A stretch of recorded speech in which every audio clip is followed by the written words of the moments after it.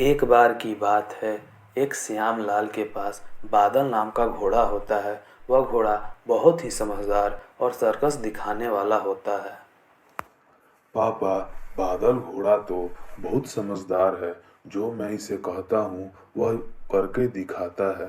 क्यों नहीं बेटा, इसकी मम्मी तो इससे भी कई ज्यादा समझदार थी। वह जब सर्कस में जाती थी, ऐसी ऐसी सर्कस दिखाती थी कि रोज की कमाई में 3 से 4 गुना से ज्यादा मुनाफा होता था। लेकिन इसकी मम्मी के मर जाने के कारण वह अभी तक ऐसे ही बैठा हुआ है।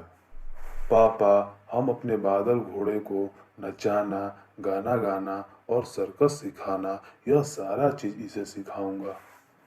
हाँ बेटा, तुम इसे सिखाना, लेकिन उससे पहले तुम इसे जंगल में ले जा और इसे जंगल में ले जाने के बाद इसे घास खिला दे और घास खिलाने के बाद फिर इसे घर पर लाकर बांध दे। तभी वह घोड़े को जंगल में ले जाता है और जंगल में ले जाने के बाद उसे घास खिलाता है और उसे दौड़ना सिखाता है।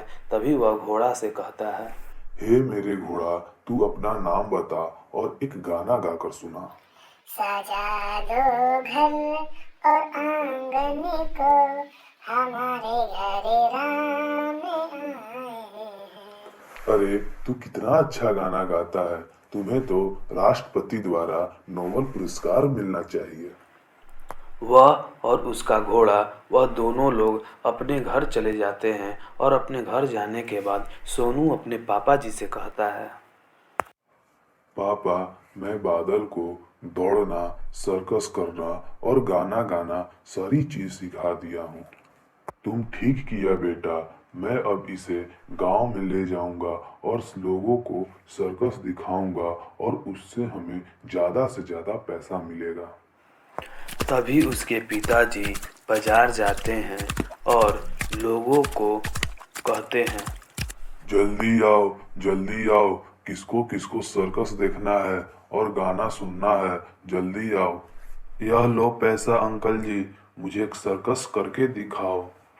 मुझे भी गाना सुना दो इस घोड़े से अंकल जी।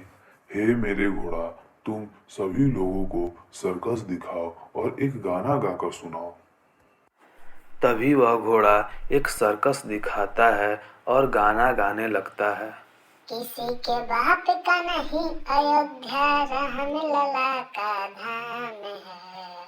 भारत के नायक रघुनायक, कौशल्य नंदन राम है। यह सारा चीज सुनकर लोग बहुत ही प्रसन्न होते हैं कि तभी वह अपना घर चला जाता है और अपने बेटे से कहता है, अरे बेटा, तूने कितना अच्छा इसको सर्कस सिखा दिया और गाना गाना सिखा दिया।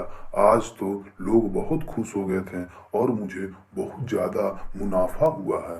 पापा, यह सब आपके बेटे का कमाल है, जो कि मैंने इसे सिखाया और इसी की वजह से यह गाना गाना सीखा और सर्कस सीखा, जिसके कारण से आपको ज्यादा से ज्यादा मुनाफा हुआ।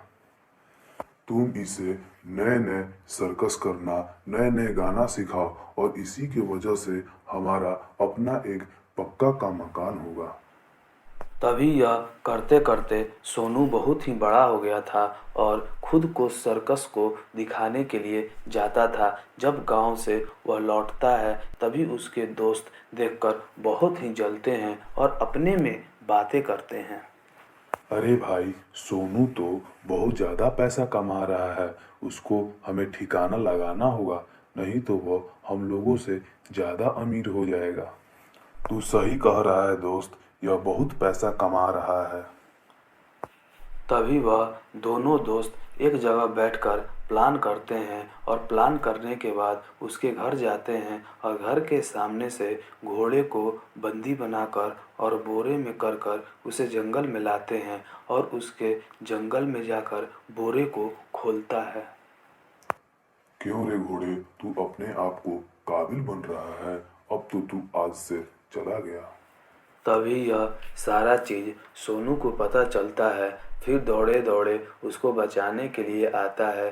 तभी उसका दोस्त जहरीली दवाई छिड़क देता है, जिसके कारण उसकी वहीं पर मृत्यु हो जाती है। वह सोनू का भूत उसमें से निकलता है और उसके पीछे लग जाता है, लेकिन उसके भाग जाने के कारण वह उसे छोड़ देता है। फिर उसे बादल के पास जाता है और कहता है, हे मेरे बादल घोड़े, अब तू ही मुझे बचा सकता है और मुझे न्याय दिला सकता है, क्योंकि अब तुम्हें ही पुलिस में जाकर उसके प्रति गवाही देना पड़ेगा।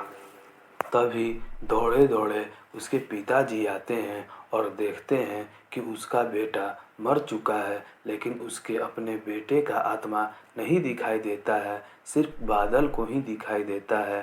तभी वह अपने बादल घोड़े से पूछता है और बादल घोड़ी सारी बात बता देता है। फिर दोनों लोग पुलिस के पास जाते हैं और सारी बात बताते हैं। फिर बादल भी वह बात को बताता है जो उन लोगों ने, इसके दोस्त ने उस सोनू के साथ किया था। तभी पुलिस उस आदमी के पास जाती है जिसने इसको मारा था और उसको लाकर उसे जेल में बंद कर देता है। क्यों बादल, तुम्हें सर्कस दिखाने नहीं जाना है? मैं तो तुम्हारे साथ ही हूँ। लेकिन आपके ना होने की वजह से मैं बहुत ही उदास हूँ। तभी वह दोनों सर्कस दिखाने के लिए जाते हैं और लोगों को सर्कस दिखाते हैं। तभी उसका बादल घोड़ा हवा में दौड़ने लगता है, जिसके कारण लोग कहते हैं, अरे सोनू के मर जाने के बाद भी यो तो बहुत अच्छा सर्कस दिखा रहा है, अद्भुत सर्कस दिखा रहा है। लगता है इसके अंदर सोनू का आत्मा है।